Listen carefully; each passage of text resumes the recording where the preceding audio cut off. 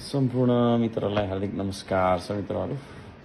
अहिले धरानमा थुप्रै खालका कुराहरू बाहिर आइराखेको छ र अहिले भर्खरै मैले फेसबुकमा के देख्दै थिएँ भने यो जाली जुन लगायत जसको कुरा अहिले निकै आएको छ त्यसमा चाहिँ भुक्तानी लियो श्रमदाताले भन्ने कुरा चाहिँ त्यो तपाईँको चाहिँ एउटा डकुमेन्टको फोटो लगाउँदै श्रमदान भन्ने श्रमदाताले भुक्तानी लिने भनेर चाहिँ अफवाह फैलाइराखेका रहेछन्। यो चाहिँ नै अब मलाई लाग्छ केही तपाईँको चाहिँ नि विरोधीहरू अब त्यो सम्बन्धित दलकै अब साथीहरू होला उनीहरूले गरिरहेका छन्। यसमा चाहिँ मेरो भन्नु के छ भने त्यो चाहिँ तपाईँको हाम्रो एउटा प्रक्रिया हुन्छ। प्रक्रिया के हुन्छ भन्दाखेरि यति बराबरको योगदान चाहिँ श्रमदाताले गर्यो भन्ने कुरा। जस्तै 17 लाखको योजना हो, अब 10 लाखको श्रमदान र चाहिँ नि यता के भन्छ अरे 7 लाखको के अरे तारको जाली किन्यो भन्ने मूल्याङ्कन कसरी गर्ने त त्यो बिना भनेर चाहिँ त्यो उठाइएको हो।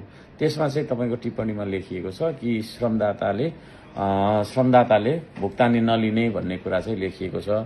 त्यसो भएको कारणले गर्दाखेरि यो कुरा चाहिँ एउटा अफवाहको रूपमा उनीहरूले फैलाइरहेका छन्। यसरी गरेको श्रमदानबाट गरेको अरू पनि कामहरू हाम्रो थुप्रै छ जसमा चाहिँ तपाईँको चाहिँ के अरे अभिलेखीकरणको लागि होइन, अभिलेखीकरणका लागि चाहिँ यति रकम बराबरको काम चाहिँ श्रमदानबाट गरियो अथवा जनसहभागिताबाट गरियो भनेर रेकर्ड राख्नका लागि गरिएको हो त्यो चिज होइन। यसरी बुझ्नको लागि म अनुरोध गर्न चाहन्छु र अफवाह फैलाउने विरोध गर्ने मान्छेहरू जति पनि छन् होइन तिनीहरूलाई पनि म भन्न चाहन्छु सत्य तथ्यको पछाडि लाग्नुहोस्, भ्रमको पछाडि नलाग्नुहोस् होइन।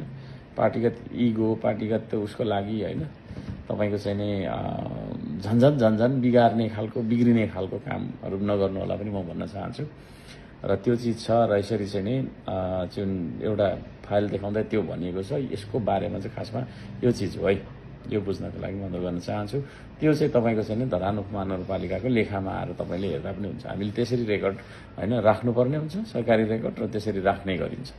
कति रुपियाँ बराबरको, कति हजार कति लाख बराबरको श्रम गरियो अथवा जनसहभागिता भयो, कति बराबरको के गरियो भन्ने कुराहरू हो। र यसपालिको हामीले चाहिँ जुन भुक्तानीको कुरा जुन अब सर्वव्यापी अब छाताछुल्लै भइसकेको कुरा छ त्यो चाहिँ त्यो तार जालीको भुक्तानीको कुरा हो जुन चाहिँ विधिसम्मत छ र पनि अब अहिले चाहिँ नै बखेडा निकालिरहेका छन् विरोध गर्नेहरूले।